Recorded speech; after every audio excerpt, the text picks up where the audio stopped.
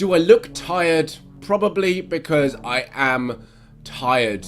I am so tired. I cannot wait to get a good night's sleep. It's going to be the best thing that happened to me. Of course, you're looking at this and you're going, yeah, of course, Dan, you're tired. Everyone's tired, real tired, blah, blah, blah, blah, blah, blah, blah. I'm tired for a different reason. As of Monday, the 1st of August, 2016, I made the decision to stop drinking and stop smoking. Now, I know what you're thinking. You're already like, Dan, you've done this already. You quit before. I know I did, but that was for an indefinite amount of time. I didn't know how long I was going to do that for. I didn't know how long it was going to last. This time, I learned a lesson, and I said to myself, okay, maybe I need to put a time frame on this. I need to think how long I need to do this for. So yes, I did it before, and I stopped drinking actually for one, I've quit smoking for 1.5 years. I did start up again, but obviously I'm not doing it anymore. I then stopped drinking for a month earlier in the year. Now in that month, a lot happened. I slept better, felt better. I made some really good decisions, and actually it's landed me where I am now, which is in a very good place. And that was in 1 month. Actually, technically 2 weeks, because the first 2 weeks was getting over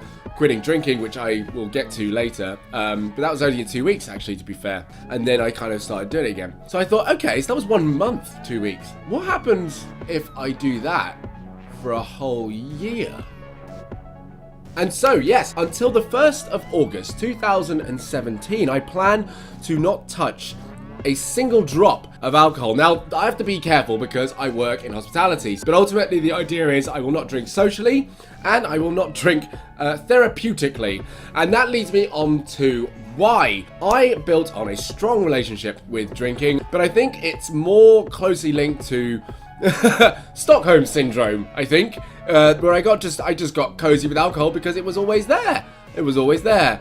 And I got a little bit too comfortable with it. And I think the famous quote from Homer Simpson is that it became the cause and the solution to all my problems. And sadly, it actually became more of a cause as time went on. So yes, at first, again, working in hospitality, you're surrounded by drinks, you're surrounded by alcohol, you're surrounded by the party lifestyle. And so at first, it becomes the tool through which you enjoy yourself, through which you let loose, through which you have fun. But what happens if that habit never stops? It goes from becoming a source of relaxation into a source of, again, therapy. And of course, when you start to use alcohol as therapy, it starts to get a little bit... And this actually hit its peak most recently this year, where I actually ended up using it to get to sleep. That's very bad. So I had to nip it in the bud. The other reason was, earlier in the year, and again, some of you don't know this, earlier in the year, I was actually diagnosed with ADHD for quite some time.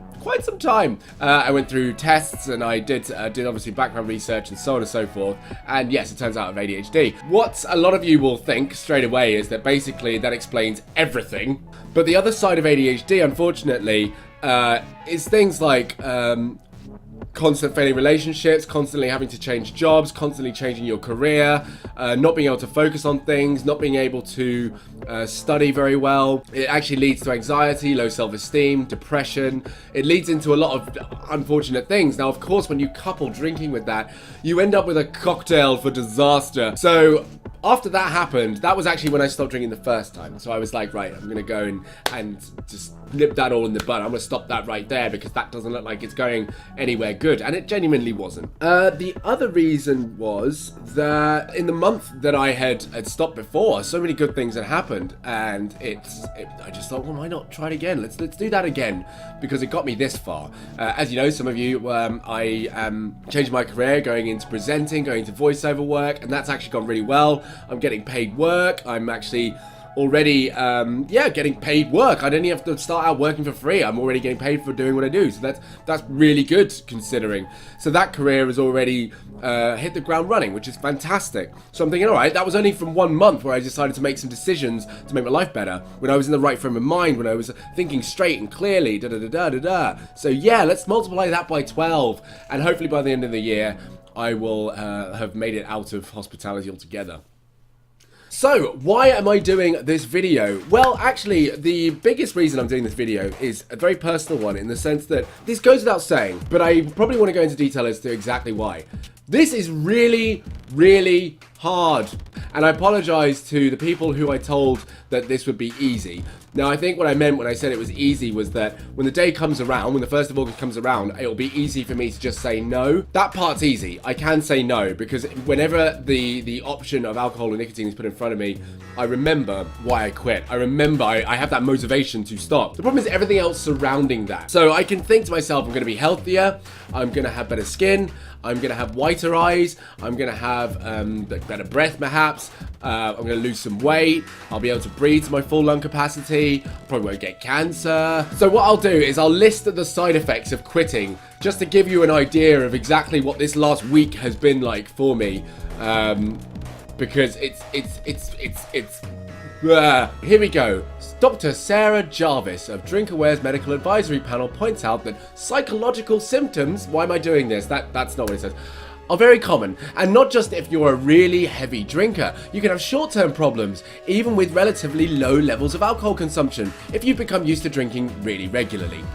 Psychological symptoms can include irritability, poor concentration, feeling shaky, feeling tired, difficulty sleeping, or bad dreams. So that's just psychological. Alright, so the physical alcohol withdrawal symptoms include trembling hands, sweating, headache, nausea, vomiting, palpitations, and lack of appetite. Let's have a look at nicotine.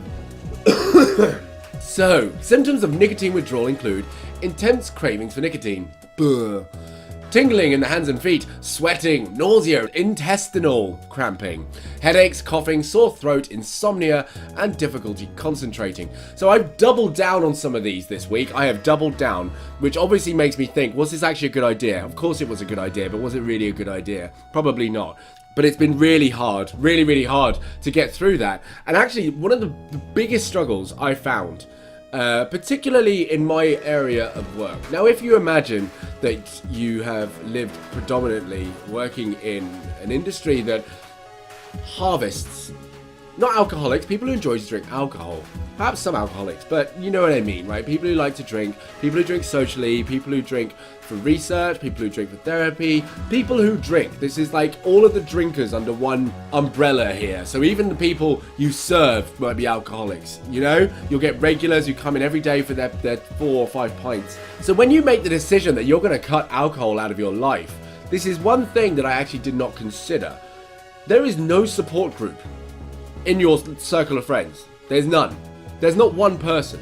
And that's probably the primary reason I'm making this video, is the fact that right now, there is no one, absolutely no one, that I can go to right now for any kind of help or support here. Because they're all drinking. It's a lovely evening, everyone's out in the sun having a beer or a cocktail, having a glass of wine, and yeah. And this is it, I'm here by myself. Making a video, because this is my support group. This is how I get through it, by venting, by letting it out. And I have to say, this is extremely difficult, particularly when some of your friends don't quite understand your motives behind what you're doing.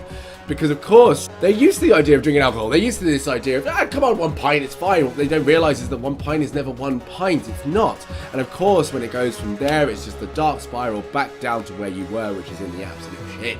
That also becomes very difficult as well. And so you're left by yourself in your room on a Sunday afternoon making a video about how you're going to quit alcohol for a year. And that's where I am. I could really do with a pat on the back. I mean, someone at work earlier, all she did, I was like in the fetal position on the floor behind the bar, like, oh my God, just get me home, please, for the love of God. So I was exhausted today, I was fed up, I'd run out of happy, I'd run out of patience, I'd run out of anything. So I was just on the floor, fetal position, and all she did was come over and stroke my head, and I felt better. I felt so much better. I was like, oh my God, sympathy. Oh, it feels so good. It feels so good for sympathy. Yes, that's all I needed. Yeah, I guess what I'm asking for right now is perhaps, you know, words of encouragement, words of support. I said to one of my friends that they should remind me that I've been ill all week, that I have struggled sleeping, that I have been coughing up what felt like the very spirit that keeps my heart beating. Because by reminding me of this whole period, it'll help me to never go back again, because I really don't ever want to have to go through this again. This is horrible. This is really difficult. But hopefully this time next year, we'll see some vast improvements on Dan, which is really why I'm doing it and really what I'm excited for. But guys, thank you very much for watching this personal drama I'm going through, and it's always a pleasure to hear from you guys. So again, if you have anything to say, or maybe, you know, if anyone else is fancy giving something up, just let me know, because I'll be honest, it's nice to know that someone else is making the same sacrifices as you are, just to know you're not alone sometimes, you know. I think it's difficult because you're stressed, and you're like, it's weird, you've got two personalities in your head. One is stressed, and one wants everyone to F off and do one and get out your face and stop being nice or stop being horrible, just don't exist. Like, that's one side of your head, and the other side of your head just wishes that you were okay and happy again, and you weren't so bloody miserable, and you're constantly doing this all day. Oh, it is just, I can't wait to go to sleep. I say go to bed, but I know I can go to bed and lie there. I won't go to sleep, so I just can't wait to go to sleep. That's all, everyone. You take care. Much love to everyone out in the universe. Mwah. Bye.